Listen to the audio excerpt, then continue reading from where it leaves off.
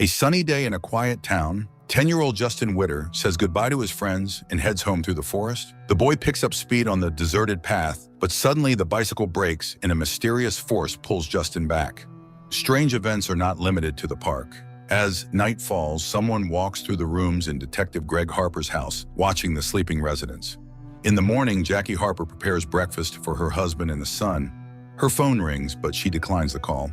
This makes Connor angry. He knows that his mother cheated on his father and that the family has been having conflicts for a long time. Greg gets up only after his wife leaves for work.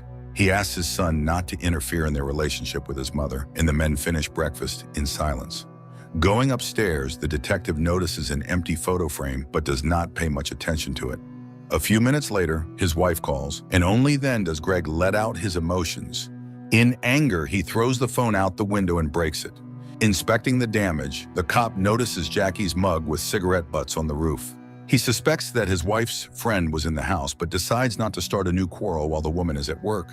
Instead, the detective goes to the station and gets information on a new case. Justin's disappearance is very similar to a recent abduction, and Harper needs to find out if these events are connected.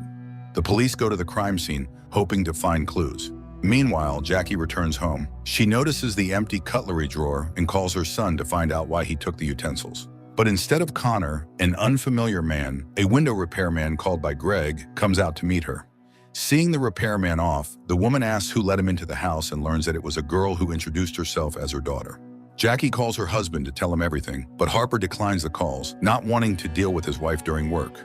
The detectives hear an expert scream and discover a green folding knife, the same kind left by the Maniac 15 years ago.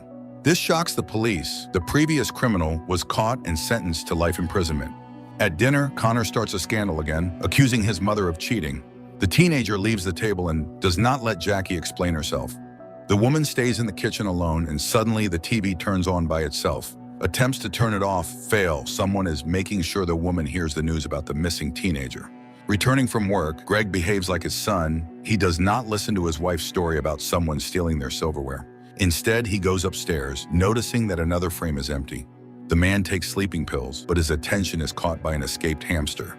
Greg tries to catch it and ends up in his son's bedroom closet. Suddenly, someone closes the door behind him and wedges it. Harper is sure it's Connor's unsuccessful prank, but when Jackie opens the door, it turns out the boy is not at home.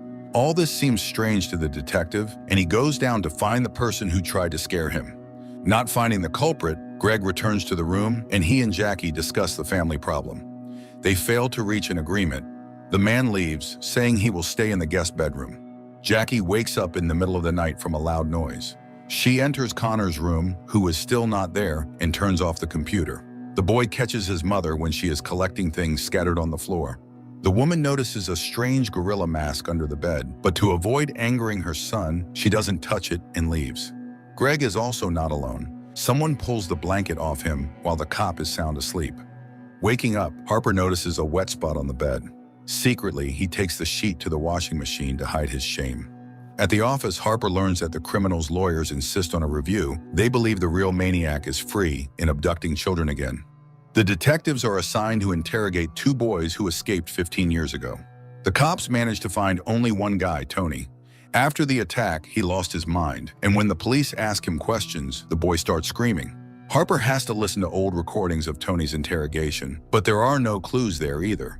The victim could not describe the criminal or name him. There's a knock on the door, and Jackie sees Todd, a friend with whom she had an affair, on the threshold. The woman doesn't let the guest into the house and tells him she no longer wants to continue the relationship, but the man doesn't have time to leave. Someone throws a heavy mug from the roof, hitting his head. The woman has to take Todd to the basement to treat his wound. Meanwhile, Connor hears footsteps in the house and leaves his room. Jackie's phone starts ringing, and she sees Todd's number, who is sitting next to her. The woman answers the call and hears music from her living room. To avoid a scandal, Jackie asks her friend to wait while she takes her son to school. On the way, the woman tries to find out why Connor threw the mug, but the boy doesn't understand what she's talking about. Leaving, Jackie encounters her neighbor, Justin's mother. The frightened woman tries to get news about her son, and Jackie promises that Greg will surely find him. Todd stays in the basement alone. He looks around and doesn't notice someone approaching him with a baseball bat. Harper and his partner Spitsky go back to the crime scene. This time, they find a thread stretched across the road to stop the bicycle. Returning home, Jackie finds Todd's body. She tells her husband everything and admits she suspects Connor of the crime. To save their son, the detective loads the body into the car, and together with Jackie, they take it to the forest. Passing the highway, the woman sees the search for the missing teenager continuing. Connor stays home alone and spends the evening at the computer. While his parents are digging a hole, the boy hears a strange noise and finds the stolen cutlery in the washing machine. The strange events don't stop there. Connor returns to his room and sees a message from an anonymous sender offering to learn what frogging is. While the teenager is Googling, the sender in a mask appears behind him. The Harpers return home to a new shock. Jackie finds her son in the bathroom with tied hands and unconscious. Next to him is a green folding knife. Greg sends his wife and son to the hospital and promises to find the person who did this. Meanwhile, Spitsky receives a signal that the kidnapper has been seen by witnesses. Greg takes out his gun and cautiously inspects the house. In the attic, he discovers a wall covered with photos of missing boys. Downstairs, someone turns on the music, and the cop heads there. In the dark living room, an unknown person in a gorilla mask attacks him. A few days before the incident, Mindy and her friend Alec wait for Jackie's car to leave the garage, then the couple breaks into the house. The visitors look around, admiring the expensive things and equipment. After that, Mindy invites the operator to the guest room and gives her first interview. The girl talks about them being froggers, intruders who like to live in other people's houses without the owner's knowledge. Until today, the girl always acted alone, but Alec was very persistent and convinced her to take him with her. The next report the company records from the attic. Mindy says the owners have returned home, and it's time to be careful. The main rule of frogging is not to give yourself away, but when Mindy falls asleep, Alec breaks the law and leaves the hiding place. The boy walks through the rooms watching the sleeping residents. He is most drawn to the head of the household, Detective Harper. The same breakfast that started it all takes place in the morning, and while Jackie argued with her son in the kitchen, Alec sat by the open window, risking being caught. Mindy became nervous about her friend's strange behavior, but he assured her that everything would go smoothly. The couple's conversation was interrupted by the sound of breaking glass when Greg threw his cell phone. After this, the illegal guests had to hide. The owner passed by them to retrieve Alec's mug with cigarette butts. When the Harpers left for their errands, the couple was able to come downstairs again to eat and hide their belongings in the basement. At the same time, Alec showed his friend his trick. He hacked the system to turn on the TV from his smartphone. When the repairman knocked on the door, Mindy had to pretend to be the homeowner's daughter to avoid drawing attention. While the girl was doing this, Alec set a trap for her. He added sleeping pills to Greg's water so his friend wouldn't interfere with his fun anymore.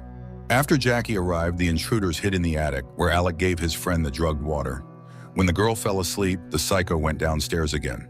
First, Alec released the hamster and locked Harper in the closet. Then he hid under the bed, where he was almost found by the homeowner.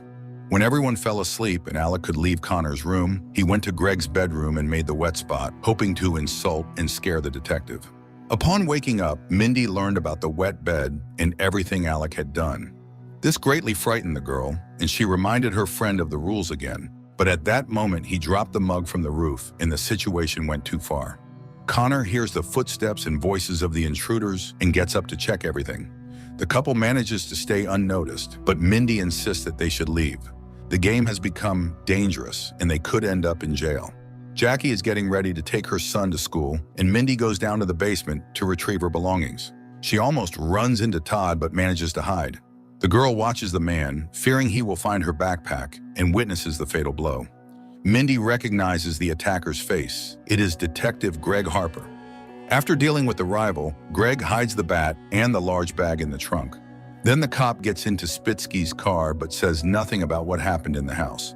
While the girl examines the body and retrieves her backpack, Alec continues to have fun. He cuts out the faces of the missing boys from magazines to hang on the attic wall. Mindy doesn't have time to go upstairs. Jackie returns to the basement. The Frogger witnesses the conversation between the husband and wife. She doesn't dare come out of hiding and tell Jackie who the real criminal was. Mindy only comes out when everyone leaves. She tries to find her friend to quickly get out of the strange house, but the girl finds Alec in a terrible state. He ties up Connor and acts insane. The girl is about to call the police, but Alec doesn't let her. He pushes his friend down the stairs, and she loses consciousness. To cover up the crime, the psycho takes Connor to the bathroom, hides his friend's body in Greg's car trunk, and tries to steal it but doesn't have time. The Harpers return home. When his wife and son leave for the hospital, Greg gets behind the wheel, unaware that Mindy is in the trunk.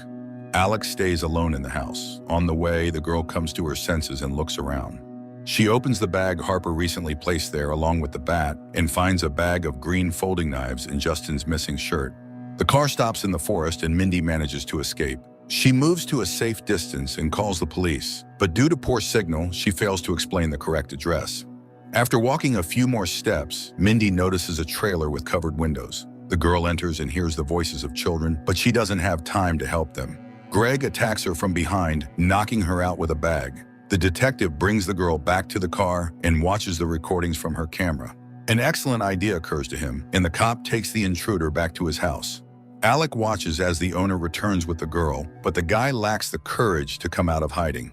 He hears Greg reviving Mindy and ordering her to stand. It becomes obvious to everyone what the policeman intends to do. When Mindy complies, Greg pulls the trigger. Now he can present everything as if he was defending his home from burglars. The cop also fires several shots at the wall to simulate danger. Then Harper goes in search of the second thief, but Alec, armed with an axe, strikes first. A fight breaks out between the men, during which Greg rips off the guy's mask but doesn't recognize his face. For a moment, the older man gains the upper hand, and when Alec loses consciousness, he leaves him to harm himself later and blame the criminal. But Alec is cleverer. He finds the cop's gun and points it at Greg. Harper tries to convince Alec not to pull the trigger, but the guy isn't afraid of severe punishment. A shot rings out in the darkness, and the detective Maniac falls to the floor. There's a knock on the door, and Spitsky breaks in. He sees his partner's body, and without hesitation, takes out the guy holding the gun. Closing his eyes, Alec manages to speak to the policeman, and Spitsky recognizes the guy. The house is surrounded by police and ambulances. At the same time, a squad rescues the boys from the forest trailer. Inspecting the old friend's car, Spitsky finds evidence and realizes that the real criminal had been close to him all these years. When Jackie and Connor return home, the old family friend tells them the truth. Alec was the second boy who managed to escape 15 years ago, and he returned to take revenge on the maniac. Now Connor will have to realize that his mother's infidelity was not the most terrible secret of their happy family.